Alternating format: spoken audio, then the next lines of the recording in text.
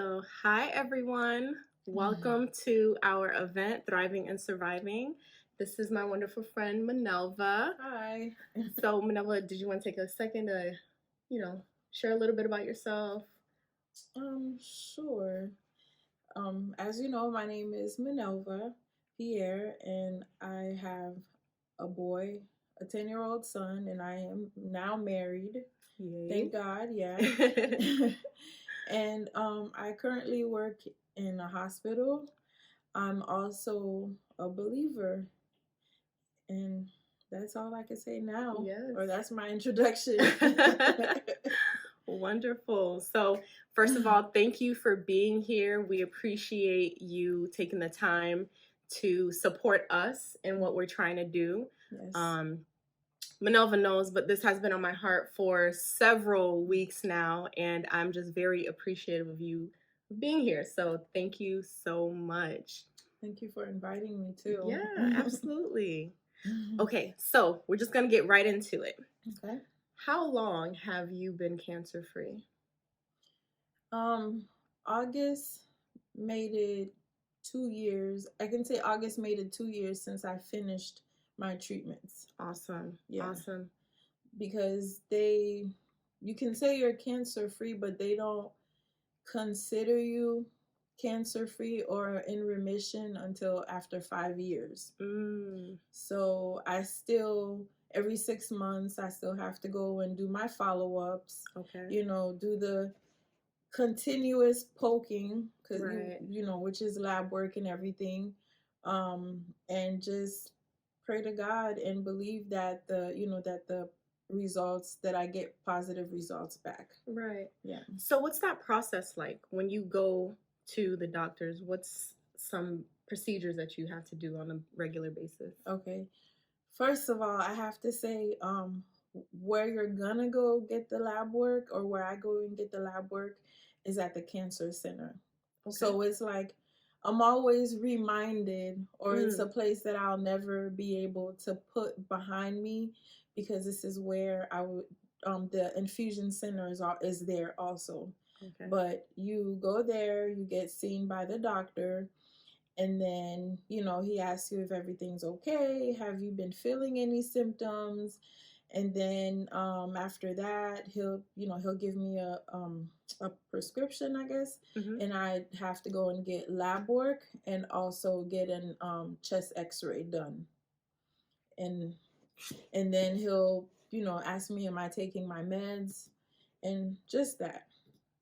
Okay. Yeah. So every 6 months. Every 6 months? For the rest of your life? Pretty much, yeah. But I mean, I haven't made it that far, but I believe after the 5 years, then you wait longer.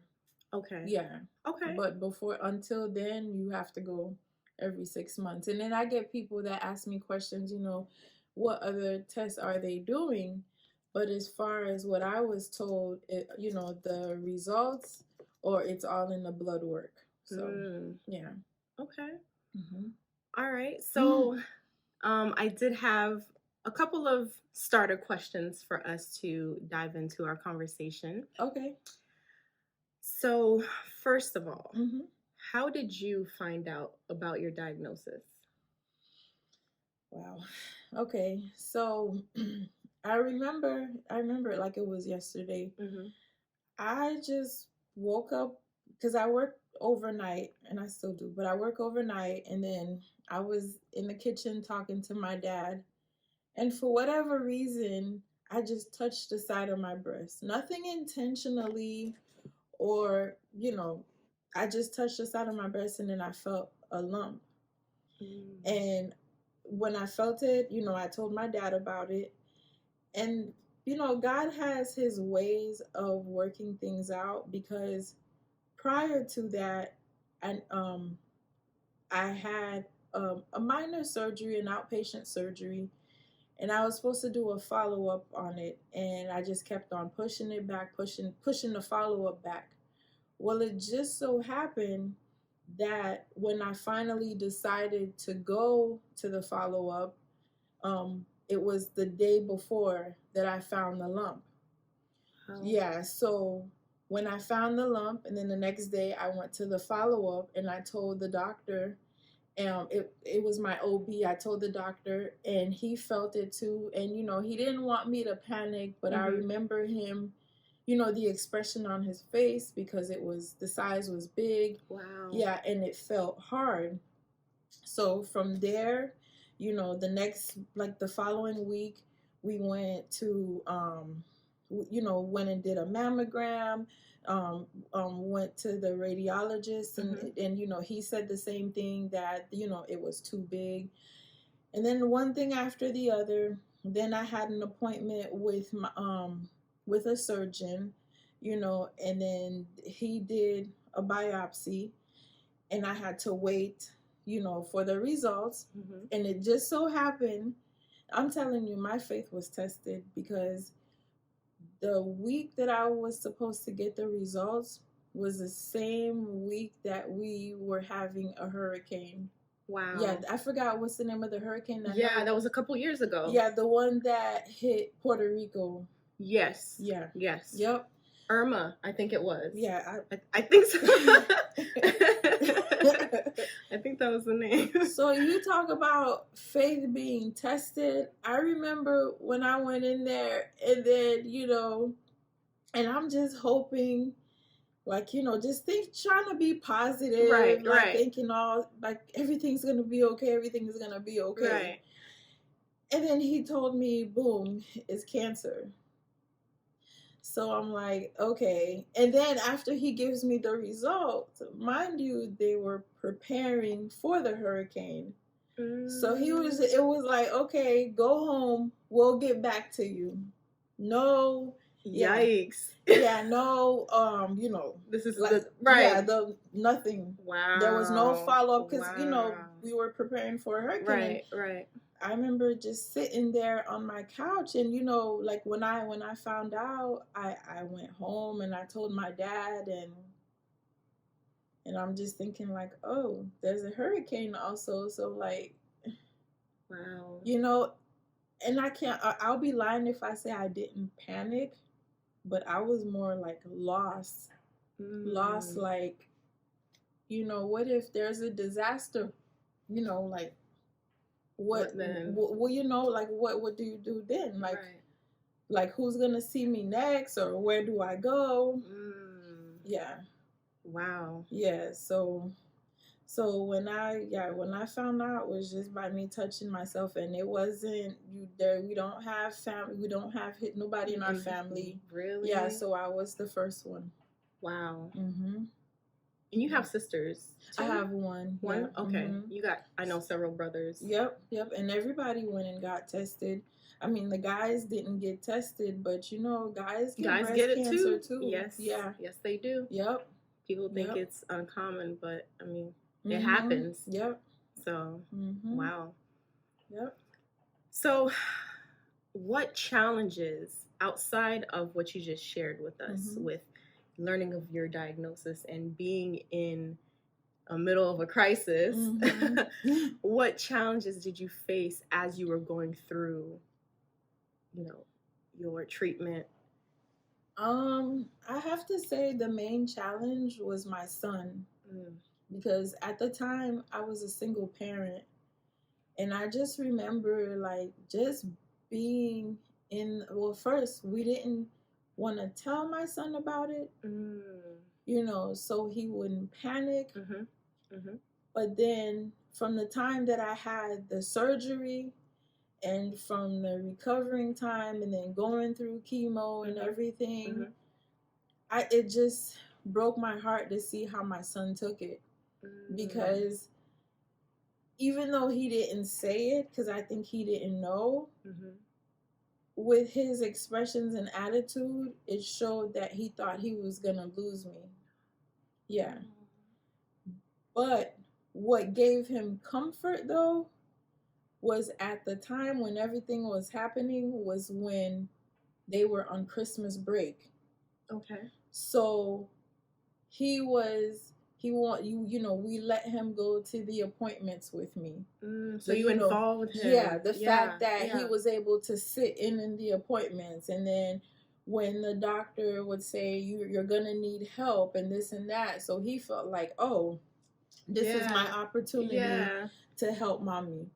Another challenge I faced was the fact that, like, I felt like everything was stripped away from me as far as physically, because I like, anyone that knows me, I love working out. I couldn't go to the gym anymore, because I had to be in bed for several weeks, recuperating. I couldn't work as much as I wanted to. And just the simple things with sweeping and cleaning the house. I remember every time that, because they also had someone come to my house, a nurse come to my house to change the dressing, because I had a bilateral mastectomy, both of them removed. So every time they came, they would be like, oh, no cleaning, no sweeping. And I kind of got there to a point. I kind of got frustrated because everyone that came in, they said the same thing. So finally, I'm like, why not? Like,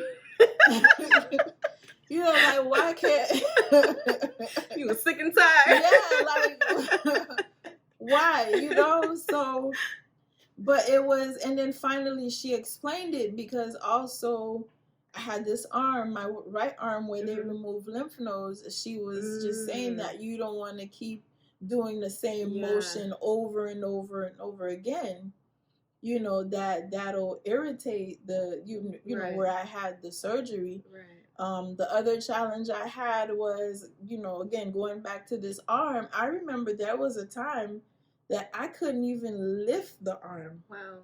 I couldn't lift it. So I had to go to therapy, and just to get retrained. Like, I thought my arm was going to get stuck in one. Yeah. So, I faced a lot of challenges.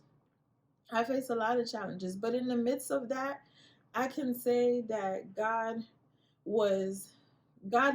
never left me. He never left me. It's like I was going through the motions.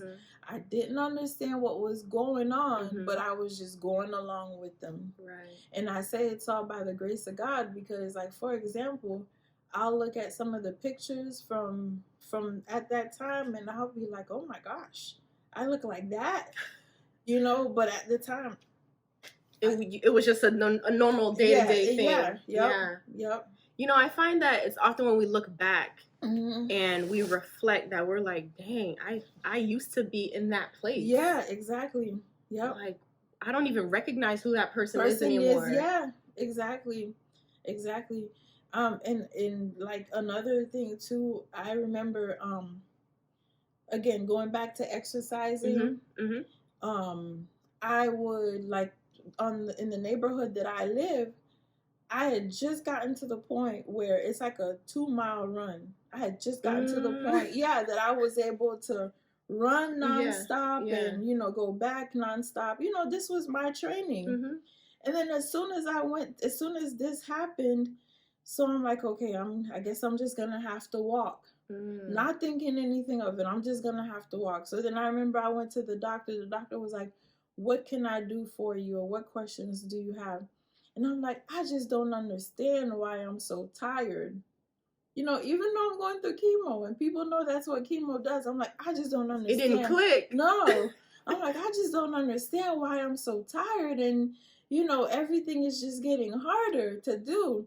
And then he wasn't encouraging. He's like, oh, chemo is because you're going through chemo. Chemo is not willpower. It's just, it just takes over you and you just have to deal with it. It just, like, basically it just breaks you down. Yeah. Whoa. That's what he said. And I just thought to myself, I'm like, you're right. So, it's not willpower, but you know what? I was still walking. Yeah, it may have, the 30-minute walk took me an hour, but I was still walking.